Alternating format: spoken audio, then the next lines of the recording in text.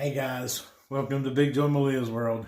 Today we're making another good fall recipe. Tell them what it is. What I'm is excited. It's ginger snaps. Big Joe's favorite, y'all. Welcome to Big Joe and Malia's world. Where we keep it hillbilly fabulous. Yee yee! All right, y'all. Ginger snaps, one of Big Joe's most favorite cookies. That's fact. So you got to have a few things. As you can see, I've got them all laid out here.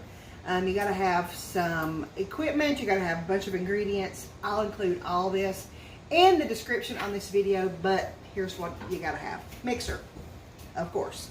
You have to have baking sheets or cookie trays, whatever you want to call them. You need parchment paper. You need a spatula, and you need a cooling rack. Now, as far as ingredients goes, there's several, but it's simple. You need brown sugar, cooking oil, molasses. This is the key to ginger snaps, and I use blackstrap molasses. There is a difference. It's darker, it's richer flavor, but blackstrap molasses. You need one egg, flour, baking soda and salt, ground ginger, ground cinnamon, ground cloves, and a little bit of white sugar. And that's where we're going to set that to the side. Okay, so let's just get started. Let's get started. All right, first thing we're going to do before we put any ingredients, mixing them together, we're going to put some parchment paper on these cookie trays. This keeps, if you use parchment paper, you certainly don't have to, but if you do, your cookies will get brown more evenly on the bottom, and it also keeps them from burning so fast. So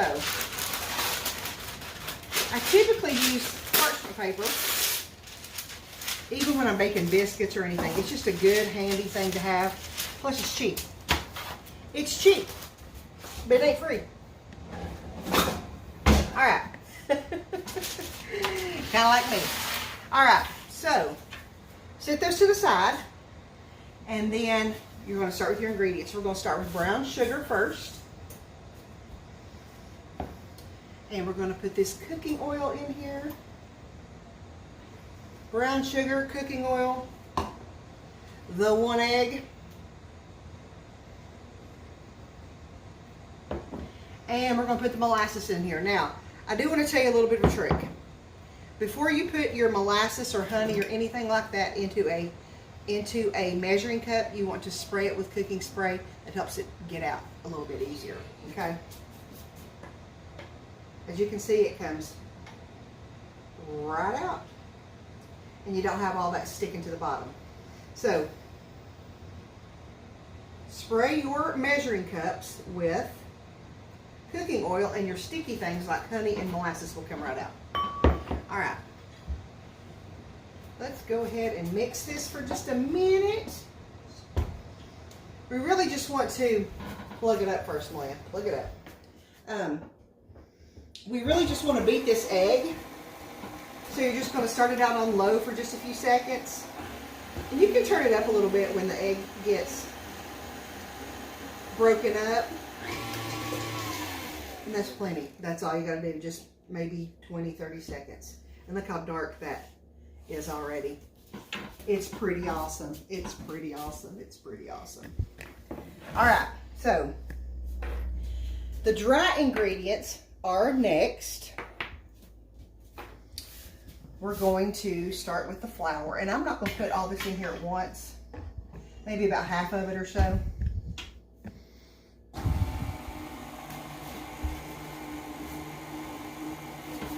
We'll just start out a little bit at a time.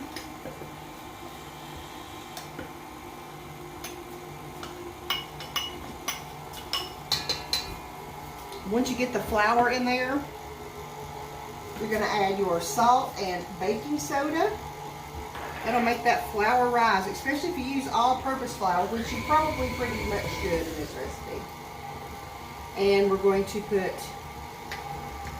the ground cloves in there.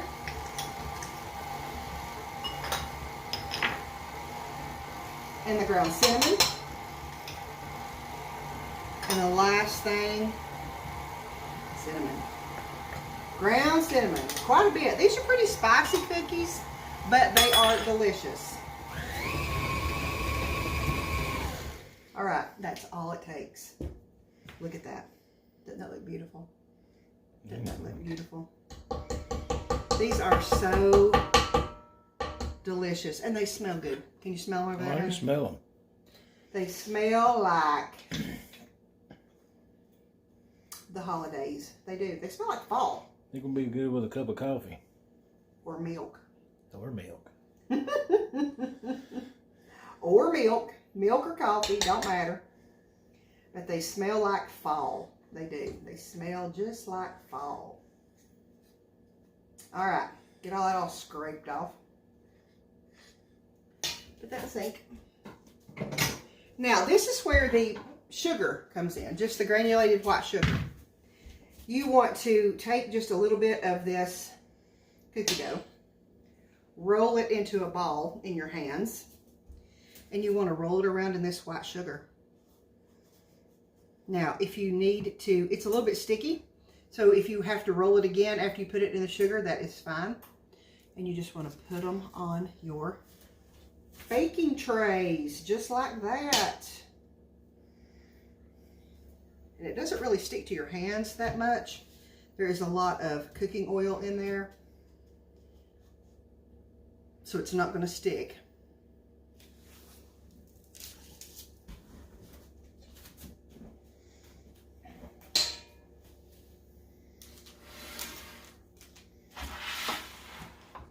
So we're going to do this until I've got these baking trays filled up.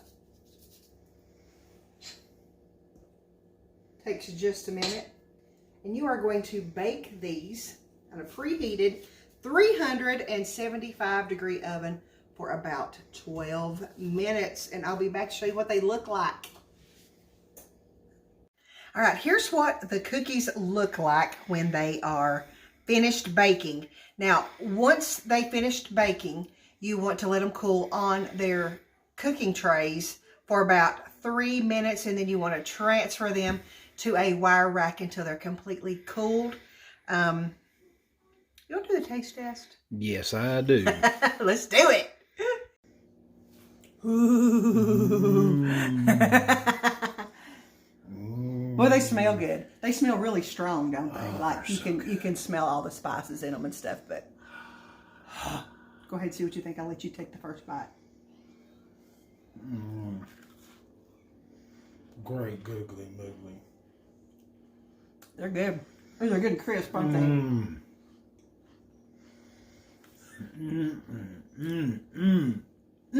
Exactly. Those are good, aren't they? Some good old hillbilly. I couldn't even lay it down. I can't either. But guys, that's it. I can't even talk. I got my mouth full. That's it for ginger snaps. Good old fall recipe. Weather's getting cold. It's time to get out your spices and make some good home cooking. Because if you try this recipe, please let us know down in those comments, because we do like to know how you like all our recipes. And as always, we want to thank you for allowing a little bit of Big Joe Malia's world Into your world. We'll see you soon, guys. Keep it hillbilly fabulous. Yee.